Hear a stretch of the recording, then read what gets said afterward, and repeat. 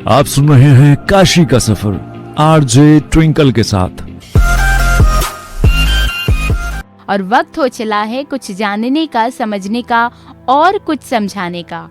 इसी सिलसिले को आगे बढ़ाते हुए आज मैं बात करने वाली हूँ एक भारतीय विद्वान की, जो लेखक तथा संस्कृत के प्राध्यापक थे। जी हाँ, आज मैं बात कर रही हूँ आचार्य क्षिति मोहन सेन जी की। आचार्य क्षिति मोहन सेन का जन्म 2 दिसंबर 1880 को बनारस में उनके नाना के घर हुआ था और उनके पिताजी का नाम भूबन मोहन था। लेकिन अगर इनके पैतृक निवास की बात की जाए तो ये वर्तमान बांग्लादेश के ढाका जिले से था।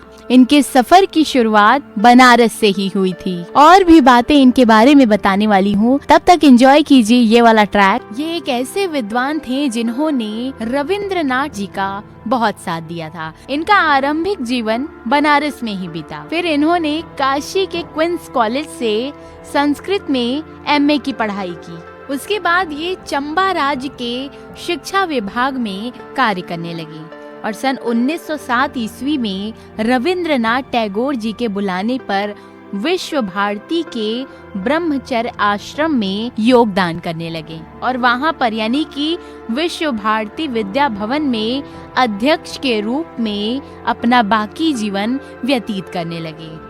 कुछ दिनों तक विश्व भारती के अस्थायी पद पर भी बने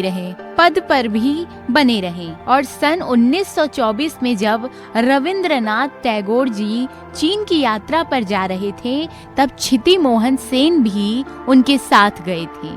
पहले के जमाने में लोग एक दूसरे की काफी रिस्पेक्ट करते थे। अभी मैंने आपको बताया कि ये शिक्षा विभाग के पद पर कार्य कर रहे थे, लेकिन रविंद्रनाथ टैगोर जी के बुलाने पर वे तुरंत ही उनके साथ विद्या भवन में कार्य करने लगे, अपना योगदान देने लगे और बाकी का जीवन उन्हीं के साथ बिताने लगे। क्यों? भारतीय विद्वान, लेखक तथा संस्कृत के महाविद्वान थे। वे विश्व भारती के कार्यकारी उपाचार्य भी थे, जिन्होंने 1953 से 54 तक उस पद पर कार्य किया था। वे अमर्त्य सेन के नाना भी थे।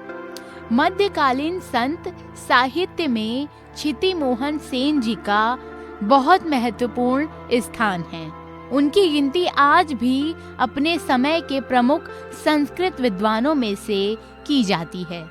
वे बांग्ला भाषा में एक से एक लेखन लिखते थे, लेकिन उसके साथ ही साथ हिंदी में भी उन्होंने भारतवर्ष में जाति भेदभाव तथा संस्कृत संगम नामक कृतियां रची थीं और उन्हें देशी कोतम की उपाधि से सम्मानित भी किया जा चुका है। अभी वापस लौटकर बताऊंगी कि उनकी कृतियां क्या क्या थीं और उन्हें कौन कौन से सम्मान से नवाजा गया था। और अब बात करने वाली हूँ इनके कृतियों की।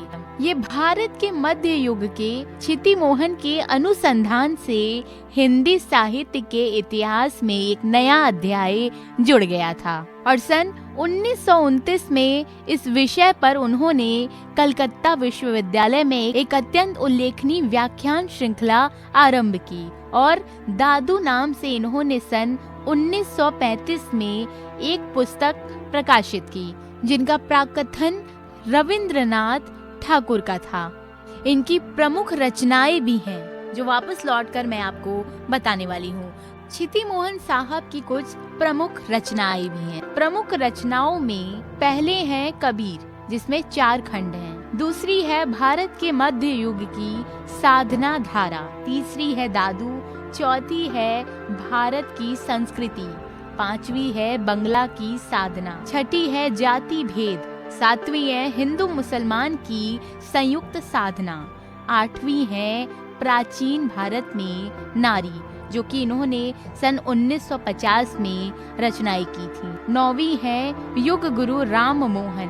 10वीं है बलाका काव्य परिक्रमा और कुछ मुख्य हिंदुइज्म 1961 में तथा साधक ओ साधना 2003 में इन्होंने रचनाएं की। अगर सम्मान की बात की जाए तो इन्हें देशी कोतम की उपाधि से सम्मानित किया गया था। जी हाँ, विश्व भारती से रविंद्र स्मृति स्वर्ण पदक 1942 तथा प्रथम देशी कोतम 1952 में इन्हें सम्मानित किया गया था।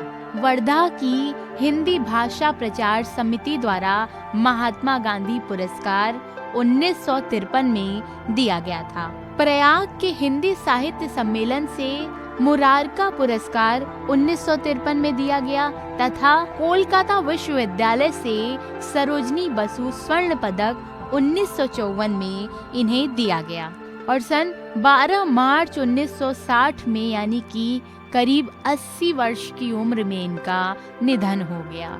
अगर किसी भी कार्य को करने से पहले आपके मन में प्रसन्नता हो रही है यानी कि उस कार्य में आपको सफलता जरूर मिलने वाली है। इसका अर्थ यही हुआ कि कोई भी कार्य करने से पहले आपके मन को प्रसन्नचित होना बिल्कुल जरूरी है। काशी के सफर में मैं आपको बताती हूँ काशी के महान विभूतियों के बारे में। मैं हर रोज उनको लेकर आती हूँ जिन्होंने पूरे देश से लेकर विदेशों तक नाम कमाया और देश को एक अच्छी दिशा की ओर ले जाने का भरपूर प्रयास किया। अगर आपके पास भी कोई कहानी है, कोई तथ्य है या फिर कोई विभूति है तो आप उनकी कहानी मुझ तक पहुंचा सकते हैं। आप मुझे सर्च कर सकते हैं फेसबुक, इंस्टाग्राम पर RJ ट्विंकल के नाम से।